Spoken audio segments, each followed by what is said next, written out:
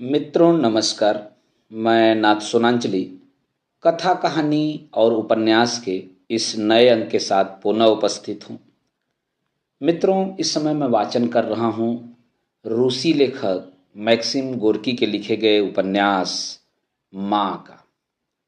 दोस्तों, साम्यवाद पर आधारित उपन्यास माँ के 25 भागों का वाचन अपने वाचन के मैं पिछले क्रम में कर चुका हूँ।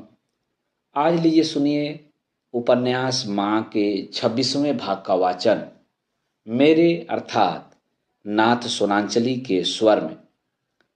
दिन इतनी जल्दी बीतते गए कि माँ को मई दिवस के आगमन के बारे में सोचने का भी मौका न मिला।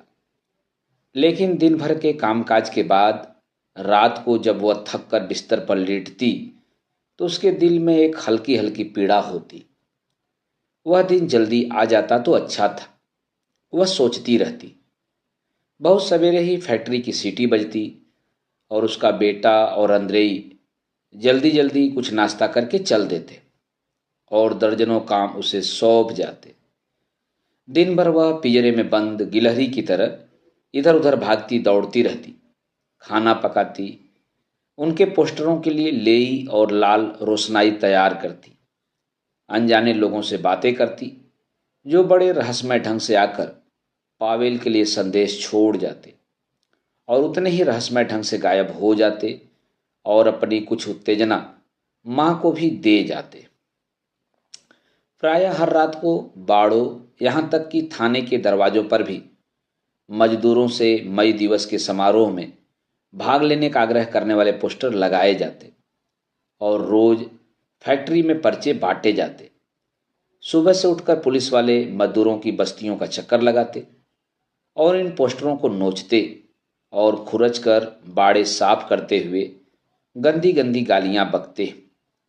परंतु दोपहर में खाने के समय नए पर्चे न जाने कहाँ से हवा के साथ उड़ते हुए लोगों के पैरों के पास आ गिरते। शहर से राजनीतिक पुलिस के आदमी भेजे गए और वे हर नुक्कड़ पर खड़े होकर खाने की छुट्टी के समय फैक्ट्री से आने वाले और फैक्ट्री में जाने वाले हर मजदूर के चेहरे को गौर से देखते। परिस्थिति पर काबू पाने में पुलिस की असमर्थता पर सभी मन ही मन खुश थे। वृद्ध मजदूर भी मुस्कुराते थे। क्या कर रहे हैं देखो, वे कहते। हर जगह मजदूरों के झुंड इन पर्चों पर गर्मा गर्म बहस करते हुए देखे जाते। हर तरफ काफ़ी हलचल थी और इस साल बसंत ऋतु का जीवन लोगों को कुछ अधिक रोचक प्रतीत हुआ, क्योंकि अब की उसमें कुछ नई बात थी। कुछ लोग हमेशा से ज़्यादा गुस्सा थे और विद्रोहियों को खरी खरी गालियां सुनाते थे। दूसरों के हृदय में एक अस्पष्ट सी आशा और भय समाया हुआ था। कुछ ऐसे भी थे, यद्यपि इनकी संख्या थोड़ी ही थी, जिन्हें इस बात का गर्व था कि उन्होंने लोगों में जागृति पैदा की थी। पावेल और अंद्रेई तो शायद ही कभी सोते हों। चेहरे का रंग पीला, आवाज़ भर्राई हुई और थक कर चूर वे पांव फटे घर लौटते। माँ जानती थी कि वे जंगल में जाकर मीटिंग करते थे। वह यह भी जानती थी कि घुड़सवार पुलिस रात को बस्ती के आसपास के गांव में गश्त लगाती थी और हर जगह राजनीतिक पुलिस के आदमी तैनात थे, जो कुछ मजदूरों को पकड़कर उनकी तलाशी लेते, कहीं लोगों को इकट्ठा देखते तो उन्हें तितर बितर कर देते और कभी कभी कुछ लोगों को गिरफ्तार भी करते। माँ समझती थी कि उसके बेटे और अंद्रेई को किसी भी समय गिरफ्तार कर लिए जाने का खतरा था और वह तो शायद चाहती भी यही थी, क्योंकि वह सोचती थी कि उनके लिए यही अच्छा होगा। न जाने क्यों टाइम कीपर की हत्या की बात दबा दी गई। 2 दिन तक स्थानीय पुलिस ने तहकीकात की, लेकिन कोई दर्जन भर लोगों से सवाल जवाब करने के बाद उन्होंने मामले को टाल दिया। एक दिन मारिया कोरोसुनोवा ने, जिसकी पुलिस के साथ भी उतनी ही दोस्ती थी जितनी दूसरे लोगों के साथ, माँ को अपने शब्दों में पुलिस की राय बताई। कातिल का पता लगने की बहुत कम उम्मीद है, उसने कहा। उस दिन सुबह कम से कम 100 लोग ईसाई से मिले होंगे और उनमें से कम 90 ऐसे रहे होंगे जिन्हें उसे मारकर बहुत खुशी होती। 7 बरस से वह लोगों को इसी के लिए उकसा रहा था। उक्रेनी में बहुत परिवर्तन आ गया था। उसका चेहरा बहुत दुबला और लंबा हो गया था। उसके पपोटे सूज आए थे, जिसके कारण उसकी बड़ी बड़ी आंखें आधी ढक गई थी। उसके नथनों से लेकर मुंह के कोनों तक हल्की हल्की गहरी लकीरें पड़ गई थी। वह आए दिन की छोटी मोटी बातों के बारे में बहुत कम बात करता था। अब ऐसा बहुधा होने लगा था कि वह बहुत उत्साह में आकर किसी दूसरे ही जगत में पहुंच जाता और सुनने वालों को भविष्य के बारे में अपनी कल्पना का वर्णन देकर रोमांचित करता। ऐसे भविष्य की कल्पना जिसमें न्याय और आज़ादी की विजय होगी। ईसाई के कत्ल की बात शीघ्र ही सब लोग भूल गए। वे इंसानों की तो रत्ती भर भी परवाह नहीं करते, उन लोगों की भी नहीं जिन्हें वे हमारे खिलाफ इस्तेमाल करते हैं। अंद्रेई ने एक सूखी मुस्कुराहट के साथ कहा, और उन्हें अपने भाड़े के टट्टुओं के मर जाने का कोई अफसोस भी नहीं होता। उन्हें तो बस अपने खर्च किए हुए पैसे का दुख होता है। अंद्रेई, बहुत हो चुकी ऐसी बातें, पावेल ने सख्ती से कहा। जो कुछ सड़ा गला था वह पहली ठेस में ढेर हो गया, बस और कुछ नहीं। माँ ने कहा, यह तो ठीक है, मगर इससे बहुत खुशी नहीं होती। उक्रेनी ने उदास होकर उत्तर दिया।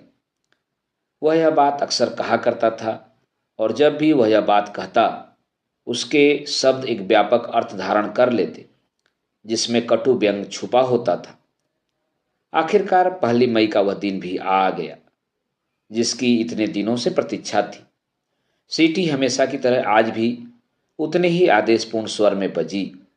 माँ ने रात भर पलक नहीं झपकाई थी। वह झटपट चारपाई से उठी और उसने समोवार में आग सुलगा दी। समोवार उसने रात को ही तैयार कर लिया था। हमेशा की तरह आज भी वह लड़कों के कमरों का दरवाज़ा खटखटाने जा ही रही थी कि कुछ सोचकर रुक गई और एक हाथ गाल पर रखकर खिड़की के पास इस तरह बैठ गई मानो उसके दांत में दर्द हो रहा हो। हल्के नीले रंग के आकाश पर गुलाबी और सफ़ेद बादलों का एक झुंड मंडरा रहा था, मानो फैक्ट्री की भाप की सीसी से भयभीत होकर बड़ी बड़ी चिड़ियों का झुंड उड़ा जा रहा हो। माँ खोई खोई नज़रों से बादलों को देखती रही। उसका सिर भारी हो रहा था और रात भर न सोने के कारण उसकी आंखें जल रही थी। उसके हृदय में एक विचित्र शांति थी। उसके मस्तिष्क में बहुत छोटी छोटी साधारण बातों के विचार आ रहे थे। मैंने समोवार बहुत जल्दी गर्म कर दिया, पानी बेकार खौलता रहेगा। वे दोनों इतने थके हैं, आज सुबह तो उन्हें थोड़ी देर ज़्यादा सो लेने दिया जाए। प्रातःकाल के सूर्य की एक किरण आकर खिड़की पर खेलने लगी। उसकी चमक में बड़ा उल्लास था। माँ ने अपना हाथ फैला दिया और जब सूर्य की उष्णता भरी चमकदार किरणें उस पर पड़ी तो उसने दूसरे हाथ से उसे थपथपाया और विचारों में डूबी हुई मुस्कुराने लगी। थोड़ी देर बाद वह उठी और समोवार से चुपचाप नली निकाल ली। फिर उसने मुंह हाथ धोया और प्रार्थना करने लगी। वह बड़ी श्रद्धा से बार बार अपने सीने पर सलीब का निशान बनाती थी और यद्यपि उसके होठ हिल रहे थे पर उनसे कोई शब्द नहीं निकल रहा था। उसके चेहरे पर चमक आ गई। उसकी दाहिनी भौं फड़कने लगी। दूसरी सीटी न तो इतने जोर से ही बजी और न उसमें वह आदेश ही था। उसकी मोटी नम आवाज़ में एक हल्का सा कंपन था और माँ को ऐसा लगा कि वो हमेशा से ज़्यादा देर तक बजती रही। दूसरे कमरे से उक्रेनी की गुजती हुई साफ आवाज़ सुनाई दी। सुनते हो पावेल? फर्श पर किसी के नंगे पैरों चलने की आहट सुनाई दी और दोनों लड़कों में से एक ने भरपूर जम्हाई ली। समोवार गरम है, माँ ने पुकार कर कहा। अभी उठते हैं, पावेल ने पुलकी स्वर में उत्तर दिया।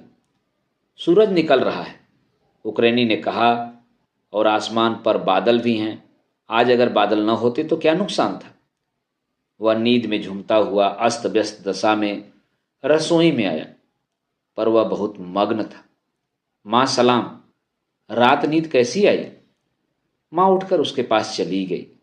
अंद्रेई, तुम उसके साथ साथ चलना, उसने चुपके से कहा। बेशक, उक्रेनी ने भी बहुत धीमे स्वर में कहा, माँ, तुम विश्वास रखो कि जब तक हम लोग साथ हैं हम एक दूसरे के कंधे से कंधा मिलाकर ही चलेंगे। तुम दोनों वहां क्या खुसर फुसर कर रहे हो? पावेल ने पूछा। कोई खास बात नहीं है पावेल। माँ कह रही थी कि मैं आज अच्छी तरह मुंह साफ कर लूं। आज सारी लड़कियों की नज़रें मुझ पर जमी रहेंगी। उक्रेनी ने ड्योढ़ी में मुंह हाथ धोने के लिए जाते हुए कहा। उठ जाग, ओ भूखे बंदी, पावेल गुनगुनाने लगा। जैसे जैसे दिन चढ़ता गया, मौसम अच्छा होता गया और हवा बादलों को उड़ा लिए गई। मेज पर नाश्ता लगाते समय माँ बराबर अपना सिर हिला रही थी। वह मन ही मन सोच रही थी कि कितनी अजीब बात है कि अभी सुबह तो ये लोग हंसी मजाक कर रहे हैं, लेकिन कोई नहीं जानता कि आगे चलकर दिन में क्या होने वाला है। और न जाने क्यों उसका हृदय भी शांत और एक विचित्र पुलक से भरा हुआ था। वे देर तक चाय पीते रहे ताकि समय जल्दी जल्दी बीत जाए।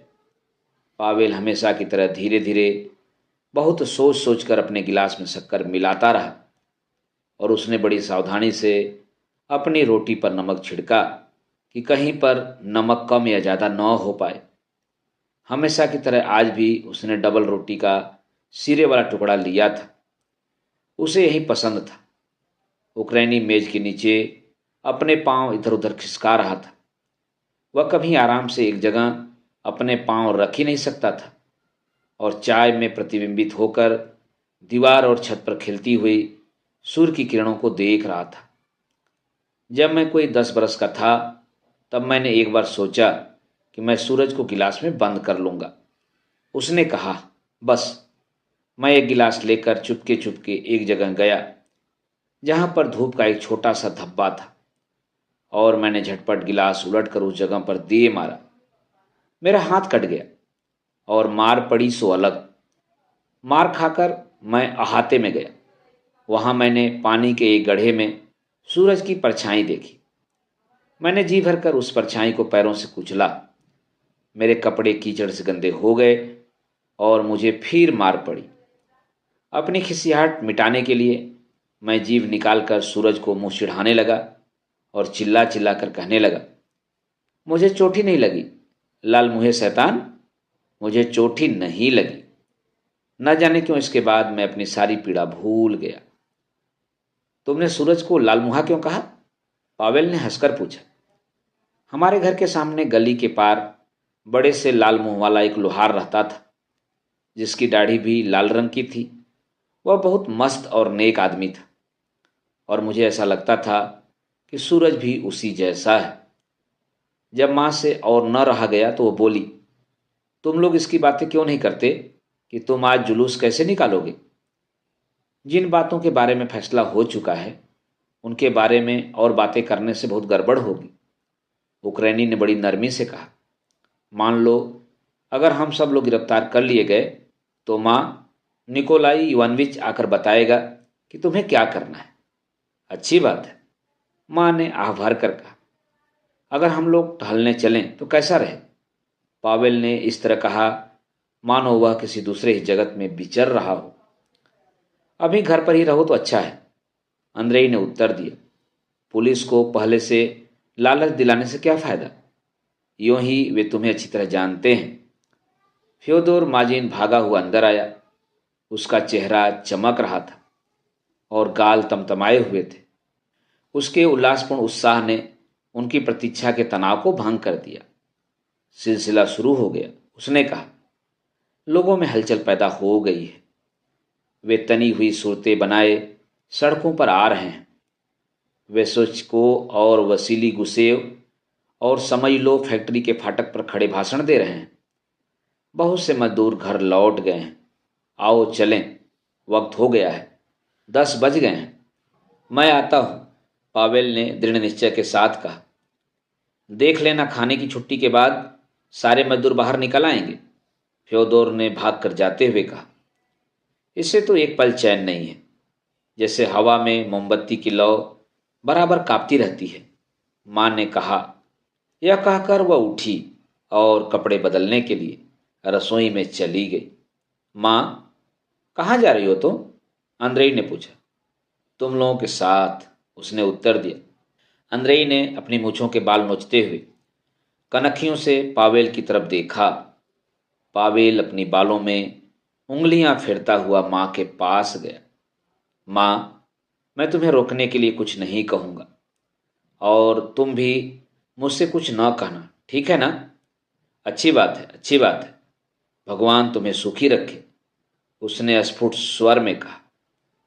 मित्रों, अभी आप सुन रहे थे रूसी लेखक मैक्सिम गोर्की के लिखे गए उपन्यास माँ के भाग 26 का वाचन मेरे अर्थात नासुनांचली के स्वर में।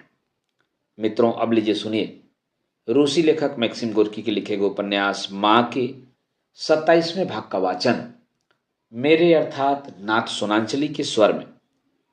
बाहर निकलकर जब उसने वातावरण में उत्तेजना और उत्सुकता से भरी हुई आवाज़ों की गूंज सुनी, और जब उसने लोगों को झुंड बांधकर अपने घरों के फाटकों और खिड़कियों से उसके बेटे और अंद्रेई को कौतूहल भरी दृष्टि से देखता हुआ पाया, तो उसकी आंखों के सामने हरे और भूरे रंग की आकृतियों का एक धुंधला सा चित्र घूम गया। लोगों ने उसके बेटे और अंद्रेई को सलाम किया। आज उनके शब्दों में एक विशेष महत्व था। लोग मंद स्वर में जो टीका टिप्पणी कर रहे थे, उसके केवल कुछ ही अंश उसके कानों में पड़ रहे थे। वह देखो, ये वही दोनों नेता हैं। हमें क्या मालूम कि नेता कौन है? मैं किसी को नुकसान पहुंचाने के लिए नहीं कह रहा हूं, किसी ने अपने घर के बाहर वाले आंगन से झुल्लाकर चिल्लाते हुए कहा। पुलिस पकड़ ले जाएगी, उनका नामो निशान तक नहीं रह जाएगा। एक बार तो पकड़ कर ले गई थी। ऊपर खिड़की में से कोई स्त्री चिल्लाई, सोच समझकर कदम उठाना, याद रखना तुम्हें अपने परिवार का पेट पालना है। वे लंगड़े जोशीमो के घर के सामने से गुजरे। फैक्ट्री में काम करते समय उसकी टांगें कट गई थीं और उसे फैक्ट्री से पेंशन मिलती थी। पावेल, उसने खिड़की में से सिर निकालकर पुकारा। बदमाश, अब की बार तेरी गर्दन तोड़ दी जाएगी, तुझे अपने किए की सजा मिल जाएगी। माँ कांप गई और ठिठक कर खड़ी हो गई। उसके अंग अंग में क्रोध की लहर दौड़ गई। नजरें उठाकर माँ ने उस लंगड़े के चेहरे को देखा जिस पर खा खा कर चर्बी छा गई थी, और लंगड़े ने एक गाली देकर अपना सिर अंदर कर लिया।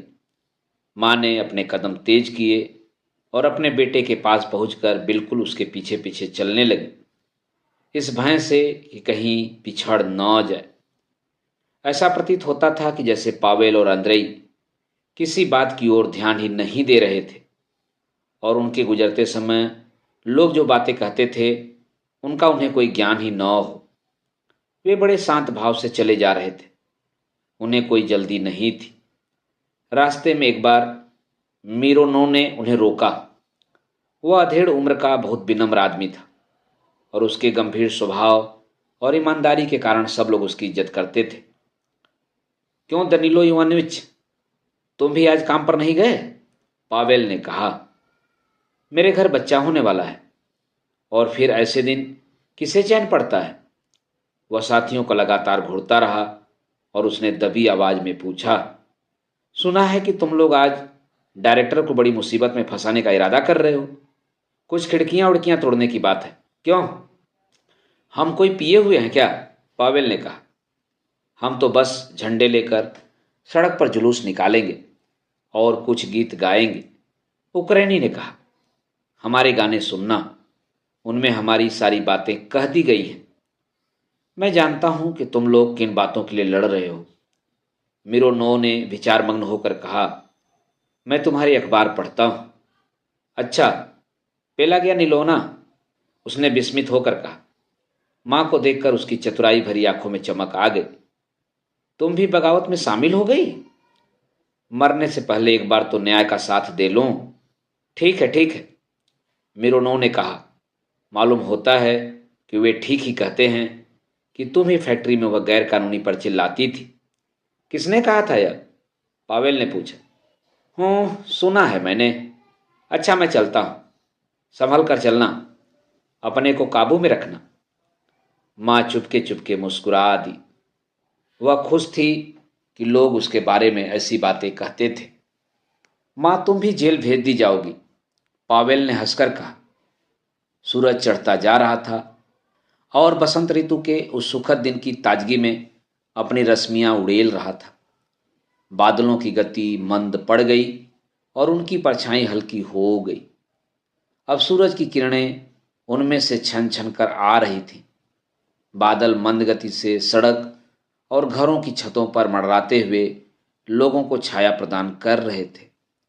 उनकी परछाइयां मानो बस्ती को बुहार रही थीं। घरों पर से धूल और लोगों के चेहरे पर से उकताहट सब पोछे दे रही थी। हर चीज में एक नई पुलक थी। स्वरों का गुंजन तेज होता गया और धीरे धीरे मशीनों की गड़गड़ाहट इस आवाज में डूबकर रह गई। एक बार फिर खिड़कियों और आंगनों से शब्द वायु की लहरों पर उड़ते हुए और रेंगते हुए मां के कानों तक पहुंचे। इन शब्दों में द्वेष और आतंक, शंका और उल्लास सभी कुछ तो था, परंतु अब उसमें कुछ बातों का खंडन करने, कुछ बातों को समझाने, अपनी कृतज्ञता प्रकट करने और उस दिन के विचित्र वैविध्यपूर्ण जीवन में सक्रिय रूप से भाग लेने की एक उमंग पैदा हो गई थी। एक सकरी सी गली में लगभग 100 लोगों की भीड़ जमा हो गई थी और उनके बीच से वेसोचकों की आवाज आ रही थी। वे गन्ने की रस की तरह हमारा खून निचोड़ लेते हैं। उसके ये भोंडे शब्द लोगों के सिरों पर हथौड़ी की तरह प्रहार कर रहे थे। यही तो करते हैं। एक साथ कई स्वर सुनाई दिए। लड़का अपना जोर लगा रहा है, उक्रेनी ने कहा। मैं जाकर उसकी मदद करता हूं। जब तक पावेल उसे रोका रहा, वह अपने दुबले पतले और लचकीले शरीर से भीड़ को चिरता हुआ आगे पहुंच गया, जैसे पेंच कार को चिरता चला जाता है। साथियों, उसने अपनी सुरीली आवाज में चिल्लाकर कहा, लोग कहते हैं कि इस पृथ्वी पर भांति भांति के लोग रहते हैं, यहूदी और जर्मन, अंग्रेज और तातार, मगर मैं इस बात को नहीं मानता। इस पृथ्वी पर बस 2 तरह के लोग रहते हैं, 2 ऐसी तरह के लोग जिनका एक दूसरे से कोई मेल नहीं हो सकता। अमीर और गरीब। लोगों का पहनावा अलग होता है, उनकी बोली अलग होती है, मगर जब हम देखते हैं कि फ्रांसीसी, जर्मन और अंग्रेज पैसे वाले वहाँ के मजदूरों के साथ कैसा बर्ताव करते हैं, तब हमारी समझ में आता है कि हम मजदूरों के लिए वे सब बादशाह हैं, उनका सत्यानाश हो। भीड़ में कोई हंसा और दूसरी तरफ हम अगर गौर से देखें तो हमें मालूम होगा कि मजदूर चाहे फ्रांसीसी हों या तातार या तुर्क, सब वैसी ही कुत्तों जैसी जिंदगी बसर करते हैं जैसी कि हम रूसी मजदूर। गली में और लोग आते गए। वे पंजों के बल खड़े होकर अपनी गर्दनें तान कर देखते, पर बोलते कुछ भी नहीं। अंद्रेई का स्वर ऊंचा होता गया। दूसरे देशों के मजदूरों ने इस सीधी सी बात को समझ लिया है और आज मई दिवस के दिन पुलिस, कोई चिल्लाया। 4 पुलिस वाले घोड़े दौड़ाते हुए सीधे गली में घुसे और अपने चाबुक फटकारते हुए चिल्लाए, चलो चलो यहां से, क्या भीड़ लगा रखी है। लोगों ने नाक भाव सिकोड़ कर उन्हें देखा और अनमने भाव से घोड़ों के लिए रास्ता छोड़ने लगे। कुछ लोग चहारदीवारियों पर चढ़ गए। ये अपने को बहुत बहादुर सिपाही समझते हैं, मगर हैं बिल्कुल सुअर, किसी ने निडरता से चिल्ला कर कहा। उक्रेनी गली के बीच में वहीं खड़ा रहा और 2 घोड़े अपनी गर्दन ताने उसकी तरफ झपटे। वह एक तरफ को हट गया और उसी क्षण माँ उसका हाथ पकड़कर उसे अपने साथ खींच लाई। तुमने कहा था कि तुम पावेल के साथ रहोगे, माँ ने बुड़बुड़ाते हुए कहा, और यहाँ आते ही अकेले मुसीबत के मुंह में घुस गए। माफ कर दो माँ, उक्रेनी ने मुस्कुरा कर कहा। पेला गया निलोना एक अजीब थकन महसूस कर रही थी, जैसे उसकी हड्डी हड्डी टूटी जा रही हो। उसे ऐसा लग रहा था कि यह थकन उसके शरीर में कहीं बहुत गहराई से निकलकर ऊपर आ रही है। उसका सिर घूम रहा था और बारी बारी से वह कभी खुश होती थी और कभी उदास। वह मना रही थी कि किसी तरह खाने की छुट्टी की सीटी बजे। लोग चौक के पास वाले गिरजाघर की तरफ आ रहे थे। लगभग 500 नौजवान और बच्चे गिरजाघर के मैदान में जमा होकर शोर मचा रहे थे। जन समुदाय हिलोरे ले रहा था। लोग गर्दन तान कर दूर पर कुछ देखने का प्रयत्न कर रहे थे। वे बड़ी अधीरता से किसी बात की प्रतीक्षा कर रहे थे। वातावरण में बिजली सी दौड़ गई। कुछ लोगों के समझ में नहीं आ रहा था कि वे क्या करें। कुछ दूसरे लोग सीना तान कर चल रहे थे। औरतें अपने कोमल स्वरों में मर्दों से अनुनय विनय कर रही थीं और वे झुझलाकर उनसे मुंह फेर कर चले जाते थे। कभी कभी कोई दबी आवाज में गाली भी देता था। भांति भांति के लोगों की उस भीड़ में से विद्रोह की एक हल्की सी गूंज उठी। मित्या, किसी औरत ने कांपते हुए स्वर में कहा, अपने हाल पर रहम खाओ, जाने दो मुझे। करारा जवाब सुनाई दिया। सिजो के रोबदार स्वर में कोई उत्तेजना नहीं थी और उसकी बातें सबको मान्य थी। हमें इन नौजवानों का साथ नहीं छोड़ना चाहिए, वह कह रहा था। इनमें हमसे ज्यादा समझ है और हिम्मत भी। दलदल के लिए पैसों वाले झगड़े में हमारे लिए कौन लड़ा था? यही लोग थे और हमें इस बात को भूलना नहीं चाहिए। उन्हें इसी बात के लिए जेल में बंद किया गया और फायदा उठाया हम लोगों ने। सीटी बजी और सारा कोलाहल ध्वनि के इस विकराल प्रवाह में डूब गया। भीड़ सिहर उठी। जो लोग बैठे थे वे उठ खड़े हुए और एक क्षण के लिए हर आदमी शांत और सतर्क हो गया। कुछ के तो चेहरे भी पीले पड़ गए। साथियों, पावेल का गुजता हुआ दृढ़ स्वर सुनाई दिया। मां की आंखों में एक गर्म आंसू छलक आए और सहसा उसमें मानो नई शक्ति का संचार हुआ। एक झटके के साथ वो जल्दी से अपने बेटे के पीछे जाकर खड़ी हो गई। लोग उसके बेटे के चारों ओर इसी तरह खड़े थे जैसे चुंबक के चारों ओर लोहे के टुकड़े। मां ने अपने बेटे के चेहरे की ओर देखा। उसे केवल उसकी गर्म और साहस से भरी चमकती हुई आंखें दिखाई दी। साथियों, हमने फैसला किया है कि आज हम खुलेआम यह बता दें कि हम कौन हैं और अपना झंडा ऊंचा करें, जो न्याय, इंसाफ और आज़ादी का झंडा है। एक लंबा सा सफ़ेद बांस हवा में एक क्षण के लिए उठा और फिर नीचे आकर भीड़ को दो हिस्सों में बांटता हुआ कहीं खो गया। एक क्षण बाद ही मजदूर वर्ग का झंडा ऊंचा हुआ और उत्सुकता से ऊपर उठी हुई आंखें एक बड़ी सी लाल चिड़िया की तरह फहराते हुए उस झंडे को देखने लगी। पावेल ने अपना हाथ उठाया और झंडा हिलने लगा। दर्जनों हाथों ने लपक कर झंडे के चिकने सफ़ेद बांस को थाम लिया। उनमें मां का हाथ भी था।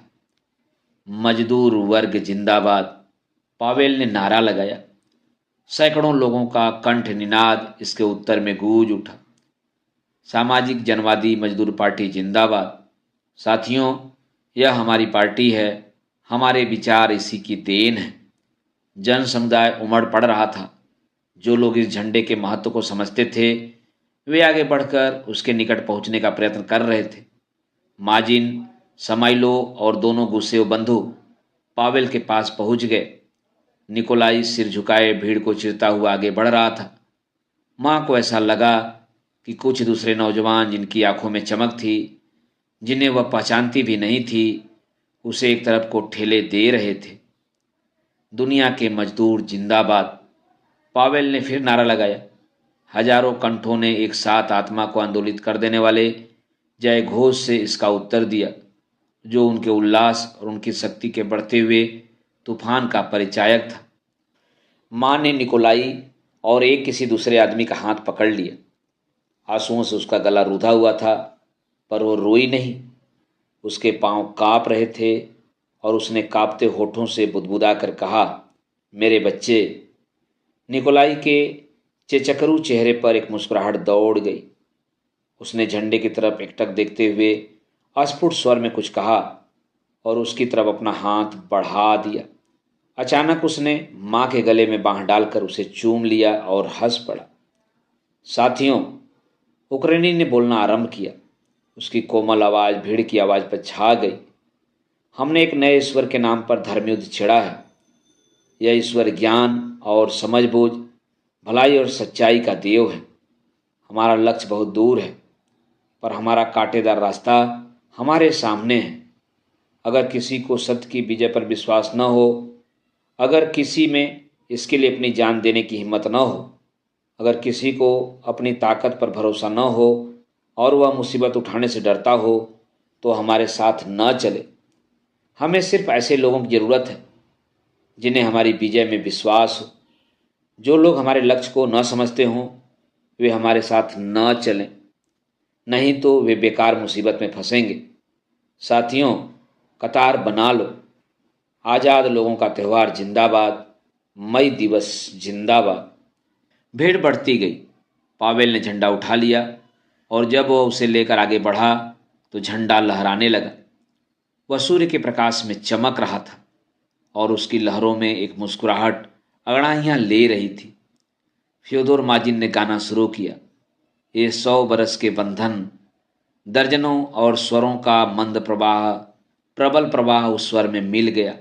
हम आज करेंगे भंग। माँ माजिन के पीछे चल रही थी। उसके होठों पर एक हर्ष भरी मुस्कुराहट खेल रही थी। फ्योदोर के सिर के ऊपर से वह झंडे और अपने बेटे को देख सकने के लिए आंखों पर जोर दे रही थी। उसके चारों ओर हर्ष भरे चेहरे और हर रंग की आंखें थीं और उसका बेटा और अंद्रेई उसके आगे आगे चल रहे थे। वह उन दोनों के गाने की आवाज़ें सुन रही थी। अंद्रेई की सुरीली आवाज़ पावेल की भारी आवाज़ सुन रही थी। अंद्रेई की सुरीली आवाज़ पावेल की भारी आवाज़ में मिलकर एक हो गई थी। उठ जाग ओ भूखे बंदी, अब खींचो लाल तलवार। लोग भाग भाग कर झंडे की तरफ आ रहे थे। भागते हुए वे चिल्लाते जा रहे थे, पर उनके चिल्लाने की आवाज़ गीत की आवाज़ में डूबी जा रही थी। उसी गाने की आवाज़ में जिसे घर पर दूसरे गानों की अपेक्षा धीमे स्वर में गाया जाता था, यहाँ सड़क पर वह गीत बिना किसी रोक टोक के गूंज रहा था और उसमें बहुत जोर पैदा हो गया था। उस गीत में अदम्य साहस की गूंज थी और जहाँ उसमें लोगों का भविष्य की ओर जाने वाले लंबे मार्ग को अपनाने का आह्वान किया गया था, वहाँ यह भी स्पष्ट रूप से कह दिया गया था कि वह मार्ग कितना कठिन होगा। उसकी अखंड ज्योति ने हर उस चीज़ के अंधकार को निगल लिया था जो अपना महत्व खो चुकी थी। परंपरागत भावनाओं के सारे कचरे को साफ कर दिया था और नूतन के प्रति जो भय था उसे इस ज्योति ने जलाकर राख कर दिया था। सहसा एक भयभीत और खिला हुआ चेहरा माँ के बगल में दिखाई दिया और ऊंचा करुण स्वर सुनाई पड़ा। मित्या, कहाँ जा रहा है? जाने दो उसे, माँ ने बगैर रुके हुए कहा। उसकी चिंता न करो। शुरू में मुझे भी डर लगता था। मेरा बेटा तो सबसे आगे है, वह जो झंडा लिए है। नादानो, तुम कहाँ जा रहे हो? आगे सिपाही खड़े हैं। उस औरत ने जो लंबे कद की और बिल्कुल सूखी हुई थी, सहसा अपने खपच्ची जैसे हाथ से माँ को पकड़ लिया। और देखो, गा भी तो क्या खूब रहे हैं, उसने चिल्ला कर कहा। और मेरा मित्या भी गा रहा है। डरो नहीं, माँ ने समझाते हुए कहा। उनका ध्येय बहुत पवित्र है। जरा सोचो, यदि लोगों ने ईश्वर के लिए अपने प्राणों की बलि न दी होती तो ईसा मसीह का कोई नाम भी न जानता। यह विचार सहसा माँ के मस्तिष्क में बिजली की तरह कौंध गया और इस सीधे साधे स्पष्ट सत्य ने उसे पूरी तरह अपने वश में कर लिया। माँ ने उस औरत पर नज़र डाली जो अब तक उसका हाथ पकड़े हुए थी। यदि लोगों ने ईश्वर के लिए अपने प्राणों की आहुति न दी होती तो ईसा मसीह का कोई नाम भी न जानता। उसने एक विस्मय भरी मुस्कुराहट के साथ ये शब्द दोहराए। सिजो उसकी बगल में आ गया। आज तो खुलकर सामने आ गया है ना? उसने टोपी उतार कर गीत की ताल पर उसे हिलाते हुए कहा। गाना भी बना लिया है। और माँ, गाना भी कैसा बढ़िया है, ठीक है ना? जरूरत जवानों की है जार को, तुम भर्ती करा अपने लाल को। उन्हें किसी का भी डर नहीं है, सिजो ने कहा। और मेरा बेटा बेचारा अपनी कब्र में। माँ का दिल तेजी से धड़कने लगा, इसलिए वह पीछे रह गई। शीघ्र ही वह धक्के खाकर एक तरफ को हट गई और एक चारदीवारी से जा लगी। लोगों की भीड़ एक लहर की तरह उसके पास से गुजर गई। बहुत से लोग थे और उसे इसी बात की खुशी थी। उठ जाग ओ भूखे बंदी। ऐसा मालूम होता था कि पीतल के एक बड़े से भोपू में से एक गीत निकलकर हवा में गूंज रहा है।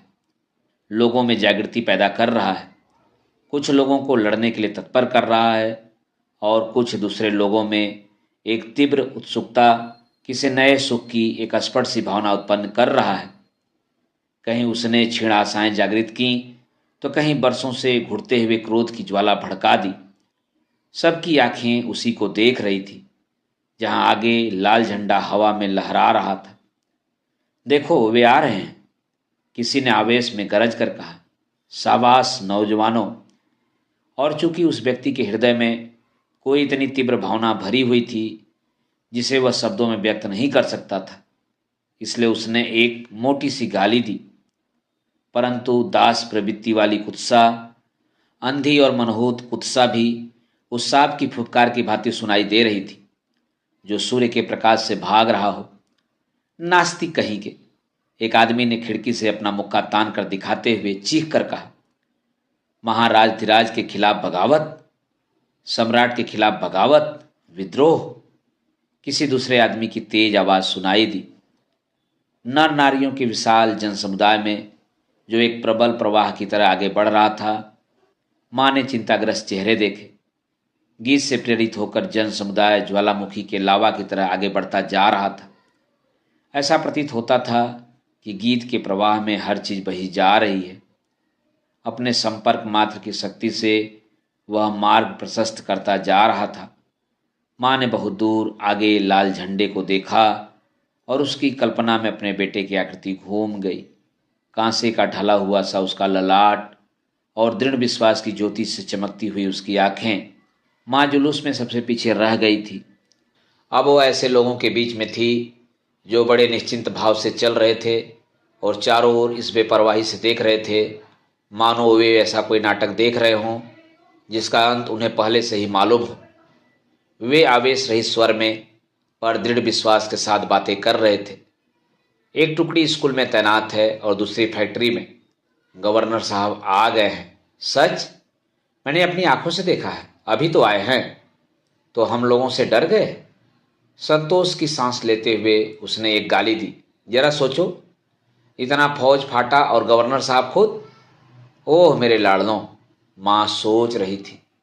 परंतु यहाँ जो शब्द वह सुन रही थी वे उसे उत्साह रहित और निष्प्राण प्रतीत हुए।